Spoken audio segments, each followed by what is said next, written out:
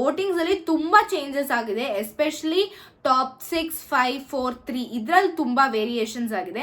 So ಏನ್ variations ಅಂತ ಅಂದ್ರೆ, ಇವಾಗ ಸದ್ಯ ಲೋವೆಸ್ಟ್ ಅಂದ್ರೆ ಬಾಟಮ್ ನಲ್ಲಿ ಇರೋರು ರಘು ಅವರು. ಮುಂಚೆ ಕಾವ್ಯ ಅವರಿದ್ರು, ಇವಾಗ ರಘು ಅವರಿದ್ದಾರೆ.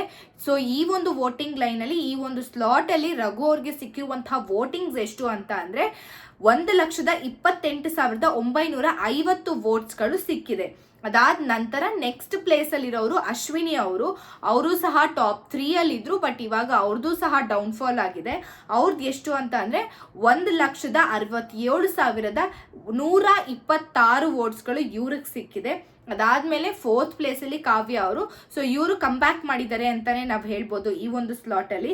ಸೊ ಇವ್ರಿಗೆ ಸಿಕ್ಕಿರುವಂತಹ ವೋಟಿಂಗ್ಸ್ ಬಂದು 2,40,896 ವೋಟ್ಸ್ಗಳು ಸಿಕ್ಕಿದೆ. ಅದಾದ ನಂತರ ಧನುಷ್ ಅವರು ಸಹ ತುಂಬಾ ಕಮ್ ಬ್ಯಾಕ್ ಮಾಡಿದ್ದಾರೆ ಈ ಒಂದು ಸ್ಲಾಟ್ ಅಲ್ಲಿ. ಸೊ ಅವ್ರಿಗೆ ಸಿಕ್ಕಿರೋ ವೋಟ್ಸ್ ಬಂದು 2,59,039 ವೋಟ್ಗಳು.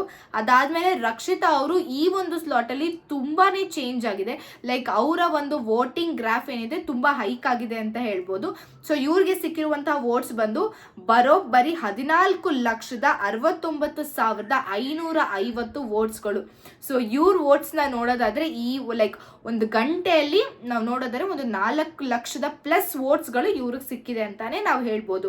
ಅದಾದ್ಮೇಲೆ ಟಾಪ್ ನಲ್ಲಿ ಇರುವಂತಹ ಗಿಲ್ಲಿ ಅವರಿಗೆ ಸಿಕ್ಕಿರುವಂತಹ ವೋಟ್ಸ್ ಬಂದು ಅಫ್ಕೋರ್ಸ್ ರೋಮಾಂಚನ ಆಗುತ್ತೆ. ಯಾಕಂದ್ರೆ ಇವ್ರಿಗೆ ಸಿಕ್ಕಿರೋ ವೋಟ್ಸ್ ಬಂದು ಬರೋಬ್ಬರಿ 26,37,225 ವೋಟ್.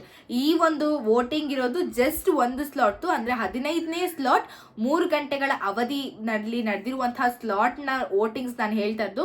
ಸೊ ಬರೀ ಒಂದು ಸ್ಲಾಟ್ ನಲ್ಲಿ 26,00,000+ ವೋಟ್ಸ್ಗಳು ಗಿಲ್ಲಿ ಅವ್ರಿಗೆ ಸಿಕ್ಕಿದೆ.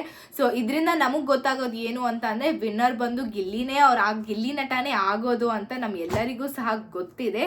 ಸೊ ಈ ಒಂದು ವೋಟಿಂಗ್ ಲೈನ್ಸ್ ಈ ರೀತಿ ನಡೀತೆ. ಅಂಡ್ ಇವತ್ತು ಪ್ರೀ ಫಿನಾಲೇಸ್ ಇರುತ್ತೆ ಅಂಡ್ ನಾಳೆ ಗ್ರ್ಯಾಂಡ್ ಫಿನಾಲೆಯಲ್ಲಿ. ಬಟ್ ಈ ಒಂದು ವೋಟಿಂಗ್ ಲೈನ್ಸ್ ಅಲ್ಲಿ ಇನ್ನ ಚೇಂಜಸ್ ಆಗಬಹುದು.